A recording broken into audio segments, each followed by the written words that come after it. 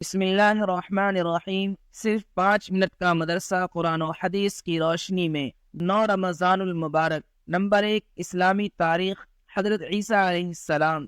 حضرت عیسیٰ علیہ السلام کی خصوصیت حاصل ہے کہ بغیر باپ کے اللہ تعالیٰ نے اپنی قدرت سے ان کو پیدا فرمایا۔ ان کی والدہ حضرت مریم علیہ السلام پر جب قوم نے الزام لگایا تو معجزہ کے طور پر پیدائش کے بعد ہی حضرت عیسیٰ علیہ السلام نے اپنی والدہ کی پاکی اور عصمت کو بیان کیا کہ میں اللہ کا بندہ اور اس کا رسول ہوں۔ اس نے مجھے کتاب انجیل عطا فرمائی ہے، مجھے نماز و زکوٰۃ ادا کرنے کا حکم دیا ہے۔ قوم بنی اسرائیل میں اس وقت مشرکانہ عقائد، بغض و حسد اور روحانی بیماری عام ہو گئی تھی۔ اللہ کے احکام میں تبدیلی کرتے، انبیاء کرام علیہم السلام کی مخالفت کرتے، ان کی بدبختی یہاں تک پہنچ گئی تھی کہ رسولوں کے قتل سے بھی نہیں ڈرتے تھے۔ ایسے ماحول میں حضرت عیسیٰ علیہ السلام نے اس قوم کو ایک اللہ کی عبادت و اطاعت کرنے اور اس کو اپنا رب ماننے اور سیدھا راستہ اختیار کرنے کی دعوت دی اور فرمایا، حضرت موسیٰ علیہ السلام پر اللہ نے سچی کتاب تورات نازل فرمائی تھی، میں اس کی تصدیق کرتا ہوں اور اس بات کی خوشخبری دیتا ہوں کہ میرے بعد تمام رسولوں کے سردار آخری نبی آنے والے ہیں جن کا نام احمد ہوگا۔ تم ان پر نازل ہونے والی کتاب قرآن کریم پر ایمان لانا اور ان کو سچا رسول جاننا، جو ان کے دین پر چلے گا وہی کامیاب ہوگا۔ جن لوگوں نے حضرت عیسیٰ علیہ السلام کی دعوت کو قبول کیا ان کو حواری کہتے ہیں۔ نمبر 2، اللہ کی قدرت۔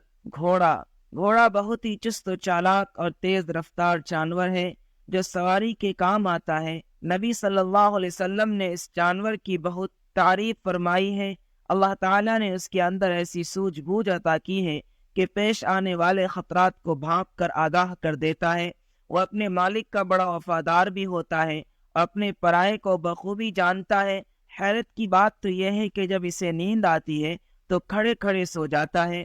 یقین اللہ کی عظیم قدرت ہے کہ ایک جانور میں اتنی ساری خوبیاں رکھتی ہے۔ نمبر 3، ایک فرض کے بارے میں۔ روزے کے فرائض۔ قرآن میں اللہ تعالیٰ فرماتا ہے، اب تم کو رمضان کے مہینے میں رات کے وقت اپنی بیویوں سے ملنے کی اجازت ہے، اور اللہ نے تمہارے لیے جو اولاد مقرر کر دی ہے اس کو تلاش کرو اور کھاؤ اور پیو، یہاں تک کہ سفید دھاری یعنی صبح صادق کی روشنی سیاہ دھاری یعنی رات کی سیاہی سے بالکل واضح ہو جائے، پھر صبح صادق سے رات تک روزے کو پورا کیا کرو۔ فائدہ: روزہ کی حالت میں صبح صادق سے غروب آفتاب تک کھانے پینے اور بیوی سے ملنے سے رکے رہنا فرض ہے۔ نمبر 4، ایک سنت کے بارے میں۔ وضو کا سنت طریقہ۔ نمبر 1، وضو کی نیت کرنا۔ نمبر 2، بسم اللہ پڑھ کر وضو شروع کرنا۔ نمبر 3، 3 مرتبہ دونوں ہاتھ گٹوں تک دھونا۔ نمبر 4، مسواک کرنا، اگر مسواک نہ ہو تو انگلیوں سے دانتوں کو ملنا۔ نمبر 5، 3 بار کلی کرنا۔ نمبر 6، 3 بار ناک میں پانی چڑھانا۔ نمبر 7، ہاتھوں اور پاؤں کو دھوتے وقت انگلیوں کا خلال کرنا۔ نمبر 8، ہر عضو کو 3 بار دھونا۔ نمبر 9، 1 مرتبہ پورے سر کا مسح کرنا۔ نمبر 10، سر کے مسح کے ساتھ کانوں کا مسح کرنا۔ نمبر 11، پے در پہ وضو کرنا۔ نمبر 12، ترتیب بار وضو کرنا۔ نمبر 5، ایک اہم عمل کی فضیلت، صدقہ دینا۔ رسول اللہ صلی اللہ علیہ وسلم نے فرمایا کہ صدقہ کرنے سے مال کم نہیں ہوتا۔ صدقہ دینے والا جب مال کا صدقہ دیتا ہے تو مانگنے والے کے ہاتھ میں جانے سے پہلے ہی اللہ تعالیٰ کے ہاتھ میں پہنچ جاتا ہے، یعنی قبول کر لیتا ہے۔ نمبر 6، ایک گناہ کے بارے میں۔ ناحق زمین غصب کرنا۔ ناحق زمین غصب کرنا۔